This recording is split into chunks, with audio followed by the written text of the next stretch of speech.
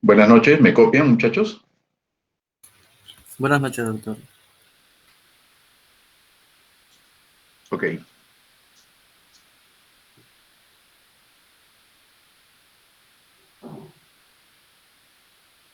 voy a empezar con los que están.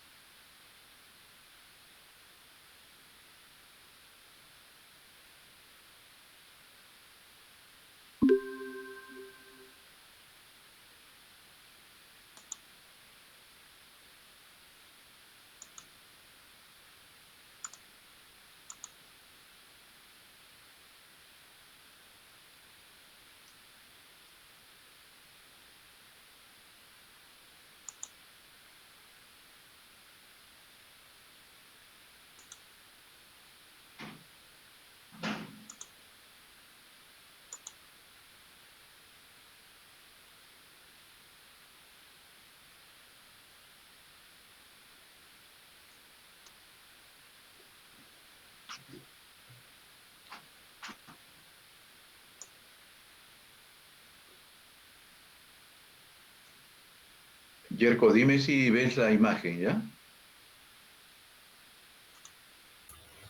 Sí se puede ver las diapositivas, doctor. A ver ahora. ¿Está pasando las diapositivas?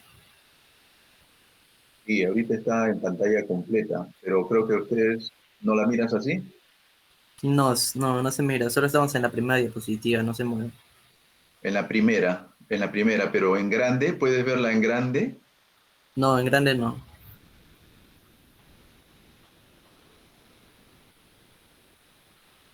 A ver, voy a tratar de pasarle esto.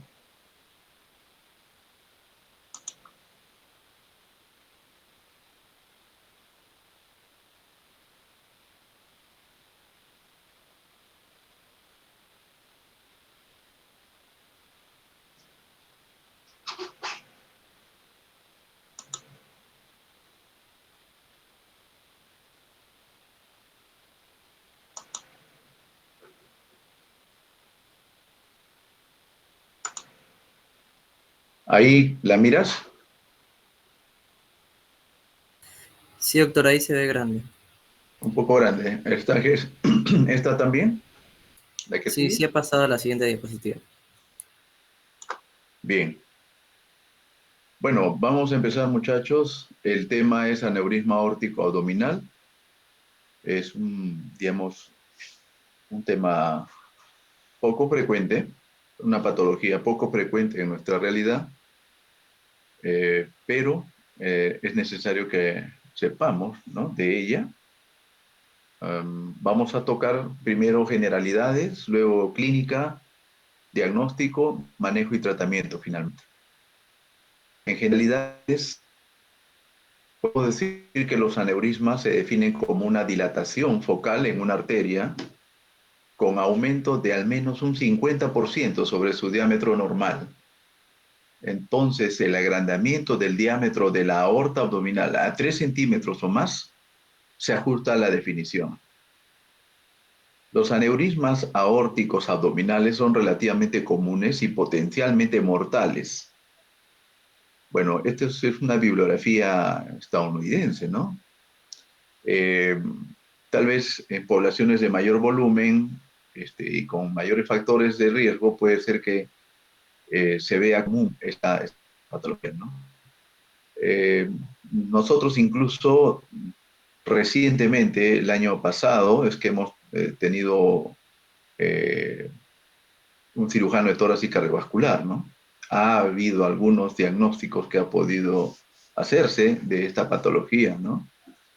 Pero sigamos con generalidades. Los pacientes con mayor riesgo de aneurismas aórticos abdominales son los hombres mayores de 65 años con enfermedad vascular aterosclerótica periférica. Los aneurismas aórticos generalmente resultan de la degeneración en la capa media de la pared arterial, lo que lleva a una dilatación lenta y continua de la luz del vaso. Generalmente también los aneurismas aórticos afectan a hombres blancos de edad avanzada El fumar parece ser el factor de riesgo más fuertemente asociado con esto. Además de aumentar con la edad y el sexo masculino, hay otros factores que incluyen el aumento de la altura, el peso, el índice de masa corporal y el área de superficie corporal.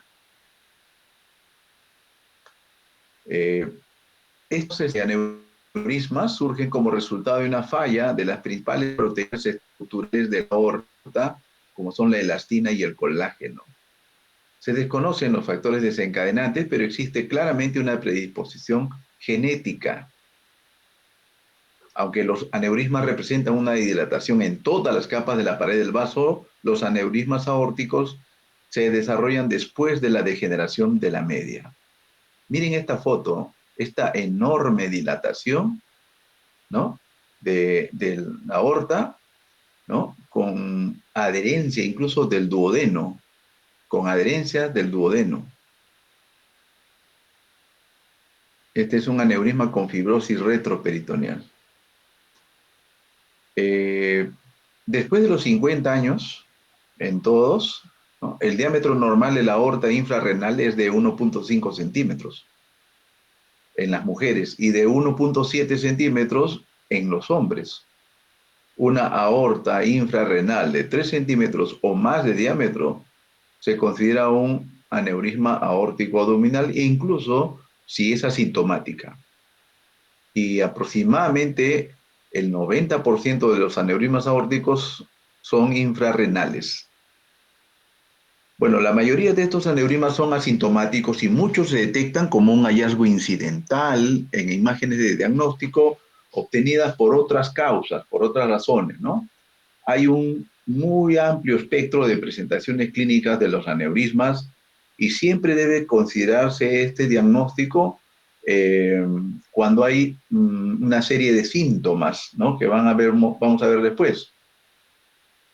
Un estudio, un programa de investigación multidisciplinario en los Estados Unidos identificó que los mecanismos importantes en el desarrollo del aneurisma son la degradación proteolítica del tejido conectivo de la pared aórtica, inflamación y respuestas inmunitarias, efectos biomecánicos de la pared y genética molecular.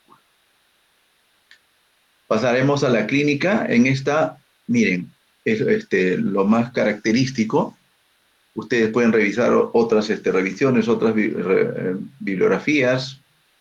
Vamos a darles lo más característico, lo más común, ¿no? Estos aneurismas aórticos abdominales suelen ser asintomáticos hasta que se expanden o se rompen.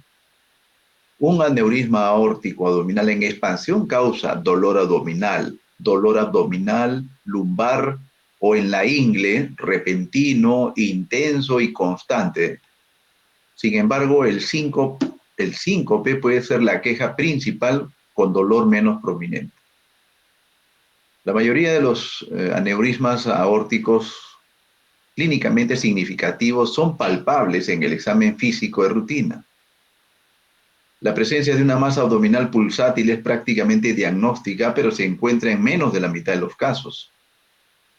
Y por otro lado, los pacientes con aneurisma abdominal aórtico roto pueden presentarse en franco estado de shock, como lo puede demostrar la cianosis, el moteado, el estado mental alterado, la taquicardia y la hipotensión.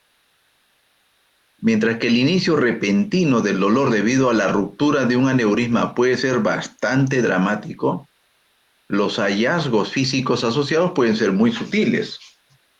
Los pacientes pueden tener signos vitales normales en presencia de un aneurisma aórtico roto como consecuencia de la contención retroperitoneal del hematoma que se va formando. Y vean esta estadística, ¿no? Fatal. Al menos el 65% de los pacientes con aneurisma abdominal roto mueren de colapso cardiovascular repentino antes de llegar al hospital.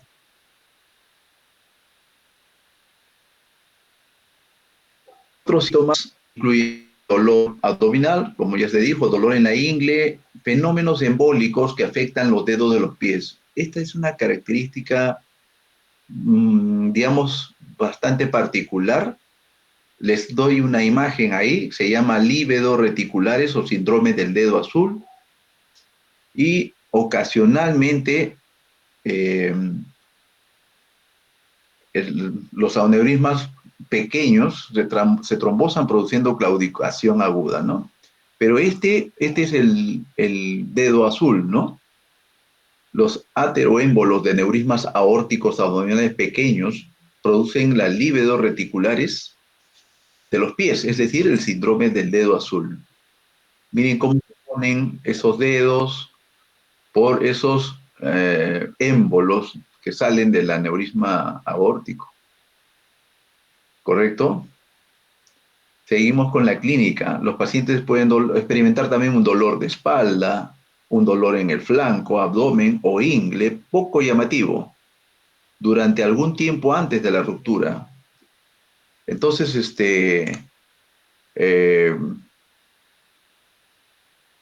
el dolor inguinal aislado es una presentación particularmente insidiosa, ¿no? Esto ocurre con la expansión retroperitoneal y la presión sobre el nervio femoral derecho o izquierdo. A veces los aneurismas pueden causar síntomas por compresión local, como saciedad temprana, náuseas, vómitos, síntomas urinarios o trombosis venosa por compresión venosa. El dolor de espalda puede ser causado por la erosión del aneurisma en las vértebras adyacentes. Los pacientes pueden describir un pulso en el abdomen y en realidad pueden sentir la masa pulsátil. Entonces es importante notar síntomas progresivos, lo que debe alertar al clínico sobre la posibilidad de expansión con una ruptura inminente. Un aneurisma abdominal aórtico en expansión comúnmente causa un dolor repentino, intenso y constante en la parte baja de la espalda, el flanco, el abdomen o la ingle. Y el síncope puede ser el síntoma principal con dolor menos prominente. Aquí entramos al área de diagnóstico, bastante importante también, ¿no? La ecografía es la herramienta de imagen estándar para el aneurisma aórtico abdominal. Se debe realizar una ecografía sin falta en emergencia junto a la cama del paciente ante la sospecha de un aneurisma. Más del 80% de los pacientes con aneurisma aórtico roto se presentan sin un diagnóstico previo de aneurisma aórtico abdominal, lo que contribuye a una tasa de diagnóstico erróneo inicial del 24 al 42%. Imaginen, es difícil hacer un diagnóstico de esta patología. Entonces, un enfoque racional de la evaluación diagnóstica se basa en un alto grado de sospecha que deben ustedes tener cuando hay este abanico de síntomas que presentan estos pacientes. No existen estudios de laboratorio específicos para usarse y hacer el diagnóstico de aneurisma. Y las opciones para la evaluación radiológica del aneurisma incluyen la ultrasonografía, como les digo, la ecografía, radiografía simple, tomografía computada, resonancia magnética y angiografía. Veamos esas opciones, ¿no? La ultrasonografía, miren, es la herramienta de imagen estándar para el aneurisma abdominal aórtico. Cuando lo realiza un personal bien capacitado, tiene una sensibilidad cercana al 100% y una especificidad cercana al 96%, ¿no? También la ecografía, como saben, puede detectar sangre libre en cavidad, ¿no? Acá tienen la imagen de una ecografía de un paciente con aneurisma de aorta abdominal. En este paciente se visualizó mejor en la imagen esta, que es la transversal o axial. El paciente luego fue sometido a una reparación convencional de aneurisma aórtico abdominal. Y miren la radiografía simple de abdomen. Miren, por favor, con sutileza ese borde bien remarcado que se muestra aquí a la izquierda de esta placa. Y acá más claramente, miren cómo se perfila la imagen y la dilatación de la aorta infrarrenal. Y miren, ¿por qué? Porque hay calcificaciones. este hallazgo, la calcificación de la pared aórtica, se observa menos de la mitad de las veces, pero cuando se da, miren esas características, ¿no? Con una radiografía simple pueden verse, ¿ya? Esto también, la calcificación de la pared aórtica puede aparecer sin calcificación del borde del aneurisma, lo que da como resultado una alta tasa de falsos negativos. Así que a tener en cuenta con este estudio, ¿no? La imagen donde se muestra una calcificación de la pared, ¿ya? De la pared aórtica. La tomografía tiene una sensibilidad de casi el 100% para detectar aneurismas aórticos abdominales y tiene ciertas ventajas sobre la ecografía para definir el tamaño, la extensión, la afectación de las arterias y la extensión a la aorta suprarrenal. La tomografía permite la visualización del retroperitoneo, no está limitada por la obesidad o los gases intestinales, detecta fugas y permite la evaluación concomitante de los riñones. Esta tomografía permite obtener estas reconstrucciones en 3D que pues dan cuenta, ¿no? Bastante, digamos, claro, ¿no? De forma bastante didáctica, diríamos, estas imágenes tridimensionales, ¿no? Que facilitan la detección de esta dilatación que sufre esa arteria, ¿no? Acá se ve justamente eso en una tomografía donde se observa el aneurisma por un estudio del dolor de espalda que tenía esta paciente. Se le ordenó una tomografía y después se identificó una arteria, un aneurisma de la aorta abdominal y aún no se observa ruptura, ¿ya? La resonancia magnética permite obtener imágenes de la aorta comparables a las que se puede lograr con la tomografía y la ecografía, pero sin someter al paciente a una carga de radiación, ¿no? Por ese lado hay esa ventaja. Puede ofrecer mejores imágenes de las ramas de los vasos que la tomografía o la ecografía. Bueno, lo único, digamos, también malo es que una resonancia tú tienes que estar por lo menos una media hora totalmente quieto. Bueno, esta, digamos, resonancia es menos valiosa para evaluar la extensión suprarrenal y no es adecuada en pacientes inestables, ¿no? La resonancia puede tener un papel en pacientes muy estables con alergia grave a los colorantes, a las sustancias de contraste. Acá un ejemplo, ¿no? De un hombre de 77 años con dolor en la pierna que se cree secundario a una enfermedad degenerativa del disco. Durante la evaluación se descubrió un aneurisma de la aorta abdominal. La angiografía, debido a los avances en la tomografía, en la resonancia, esta ya se usa con menos frecuencia en la evaluación preoperatoria de aneurismas. Y la arteriografía puede pasar por alto un aneurisma si no hay calcificación, debido a que el trombo laminado dentro del aneurisma produce una luz aórtica de apariencia más normal. Se está utilizando más intraoperatoriamente para facilitar la reparación endovascular. Aquí ven esa imagen de la arteriografía, o de la angiografía. Hay otras pruebas, ¿no? Como la evaluación de la función pulmonar en estos pacientes, ¿no? Debido a que la intervención quirúrgica requiere una incisión abdominal, la evaluación preoperatoria del estado pulmonar del paciente permite que la atención postoperatoria se adapte adecuadamente a la condición del paciente, ¿no? Este riesgo quirúrgico cardiovascular es obligatorio en todos los pacientes con enfermedad vascular. Los hallazgos de los electrocardiogramas proporcionan una evaluación de referencia del ritmo cardíaco y los procesos de enfermedades antiguas, ¿correcto? Así que es posible que tenga que abordarse una enfermedad coronaria antes de que se pueda reparar el aneurisma aórtico abdominal. Y pasando a lo que es el manejo y tratamiento. Bueno, el tratamiento de los aneurismas de la aorta consiste en la reparación quirúrgica Cuando esté indicado un aneurisma no roto, puede someterse a una reparación quirúrgica electiva. Un aneurisma abdominal aórtico roto requiere una reparación de emergencia. Los enfoques posibles incluyen la laparotomía abierta tradicional, metodologías mínimamente invasivas más nuevas y la colocación de stent endovasculares. La reparación quirúrgica debe ser realizada con mayor rapidez posible por un cirujano experimentado, ¿no? Y esto, o sea, un paciente inestable con aneurisma debe ser transferido solo si el centro de envío no puede brindar atención quirúrgica.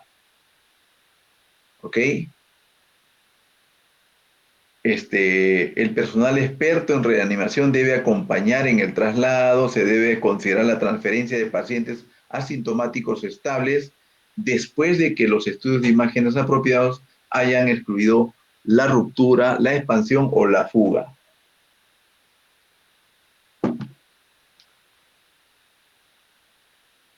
El manejo del aneurisma abdominal aórtico no roto, lo vamos a ver luego el que está roto. Incluso los pacientes que no tienen síntomas de ese aneurisma pueden eventualmente requerir una intervención quirúrgica porque el resultado del manejo médico en esta población es una mortalidad del 100% en el tiempo como consecuencia de una ruptura. Y además estos pacientes tienen grandes posibilidades de perder una extremidad por la embolización periférica. La decisión de tratar un aneurisma abdominal no roto se basa en el riesgo operatorio, el riesgo de ruptura y la expectativa de vida estimada del paciente. El riesgo operatorio se basa en las comorbilidades de los pacientes, como les digo, y los factores hospitalarios. Las características del paciente, incluida la edad, el sexo, la función renal y la enfermedad cardiopulmonar, son quizás los factores más importantes. ¿Ya? Ojo, hospitales de menor nivel y de menor volumen se asocian con una mayor mortalidad. Siempre es un reto, pero una buena, digamos, herramienta de gestión de la demanda oportuna el saber cuándo referir pues, a un paciente y conocer los límites que tiene tu establecimiento de salud. Si no vas a operar a un paciente como este, pues ve la forma de referirlo oportunamente. Miren, aquí hay un par de tablas que les dejo para que revisen, ¿no? Esta es una tabla de que mide el riesgo de mortalidad operatoria con reparación abierta de aneurisma aórtico abdominal. Como vamos a ver luego, hay dos formas, ¿no? La abierta y la otra, que es una arterial, ¿no? Miren esta tabla en donde el riesgo lo basan en varios factores, ¿no? Si es físicamente sano, activo, si hace algo de ejercicio, si tiene más de 70 o menos de 70 años, si tiene otras comorbilidades significativas, etcétera. Ahí tienen ustedes ahí una forma, según también la leyenda que está a la izquierda, van a poder darse cuenta de esa evaluación, ¿no? A la que puede estar sujeto estos pacientes, ¿no? Y la otra tabla que afectan el riesgo de ruptura de un aneurisma aórtico abdominal. Esos factores pueden ser el diámetro, ¿no? Expansión, el tabaquismo, aquellos que fuman, ¿no? Aquellos que tienen una enfermedad pulmonar obstructiva crónica, aquellos que han tenido historia familiar, o sea, si hay un pariente que ha tenido este mismo mal, hipertensión arterial, la forma de la dilatación en forma fusiforme, sacular, muy excesivo, etcétera, ¿no? Miren, hay eso también para que lo vayan, lo revisen, ¿no? Y veamos, sigamos con el manejo. En pacientes con aneurismas abdominales pequeños se debe intentar reducir la tasa de expansión y el riesgo de ruptura. Este es el manejo del aneurisma no roto, ¿ya? Miren ahí, la hipertensión debe controlarse enérgicamente, claramente, agresivamente.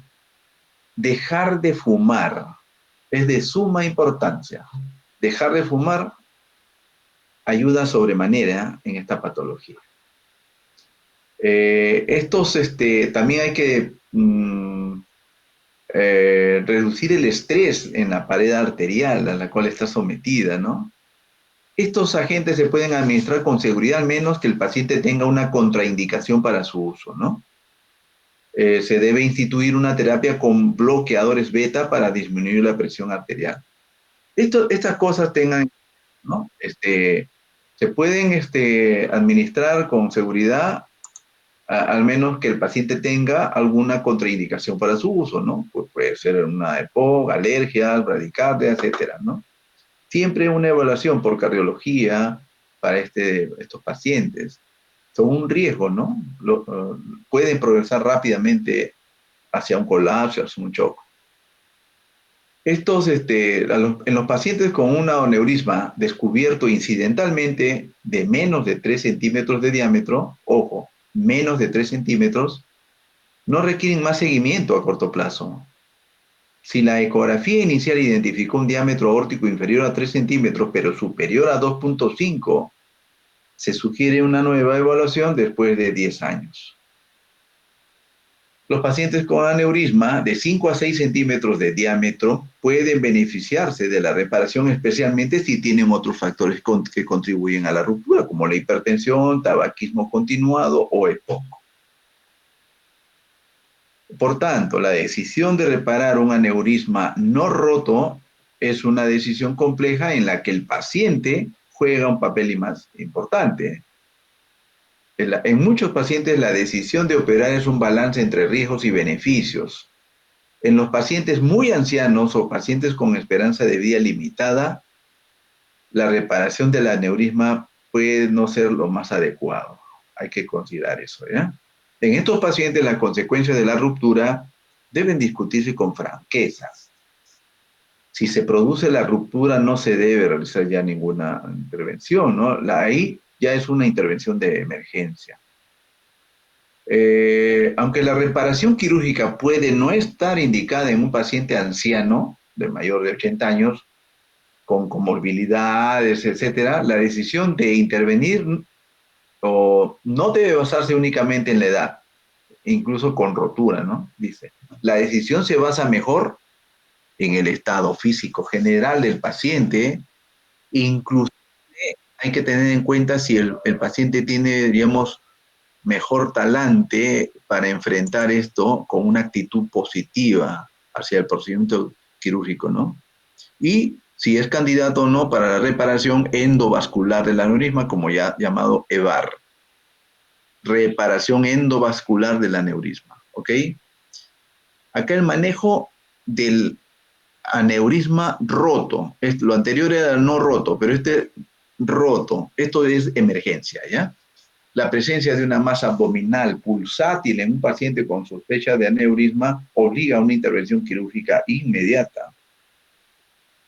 El shock hemorrágico se trata mediante reanimación con líquidos, transfusión sanguínea y consulta quirúrgica inmediata. Debe tenerse en cuenta el concepto de hipotensión permisiva en el que se evita la reanimación agresiva con líquidos para no agravar el sangrado y por elevar demasiado la presión arterial. El tratamiento de la coagulopatía puede iniciarse en el servicio de urgencias para pacientes que reciben warfarina o heparina. Bien, la presión elevada de la pared del aneurisma es un predictor significativo de ruptura inminente, ¿no? En consecuencia, el médico puede desear lograr un control agudo de la presión arterial en pacientes con aneurisma abdominal y presión arterial elevada. Ojo, los agentes usados comúnmente incluyen agentes antihipertensivos y analgésicos.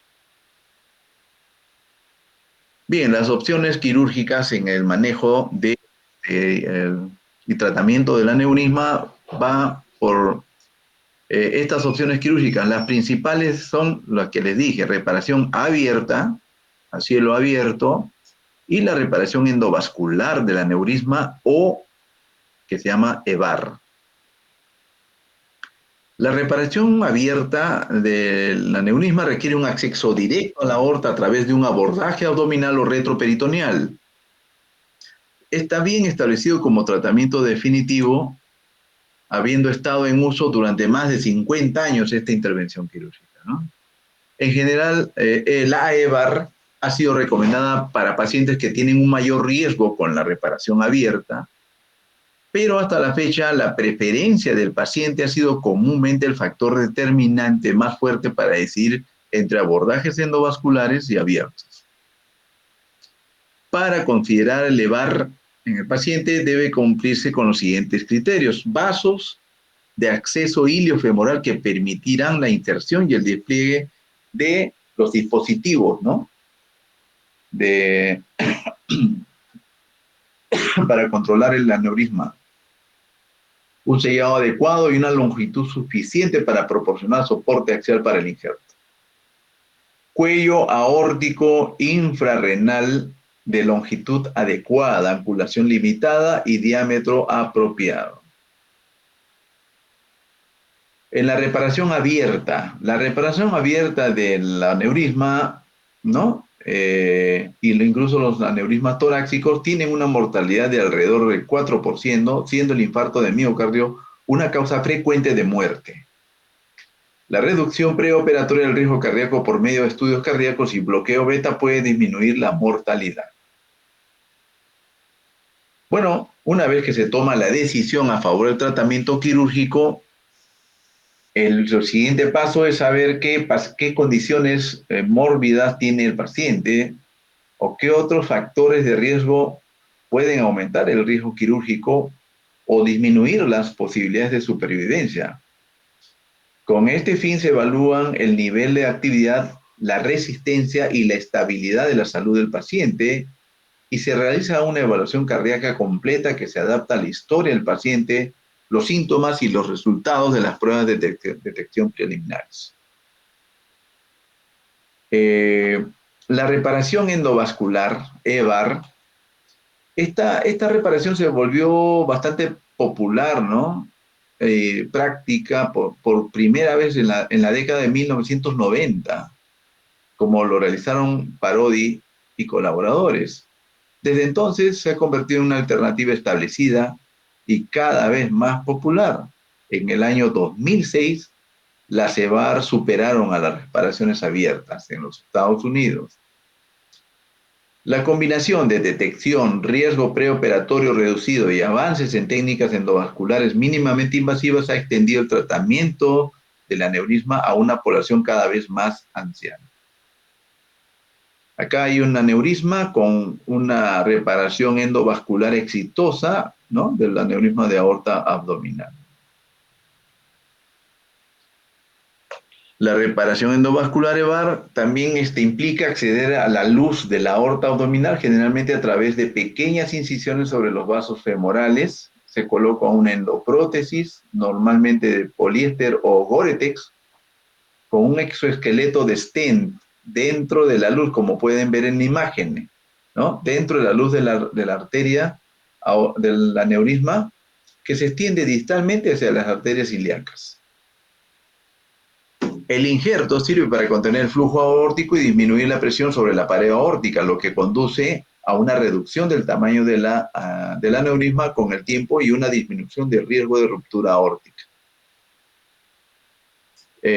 Mientras que la reparación EVAR tiene menos morbilidad operatoria que la reparación abierta, es más probable que necesite una intervención secundaria, lo que aumenta el costo. Bien, eso es todo, muchachos. Gracias, les agradezco. A ver.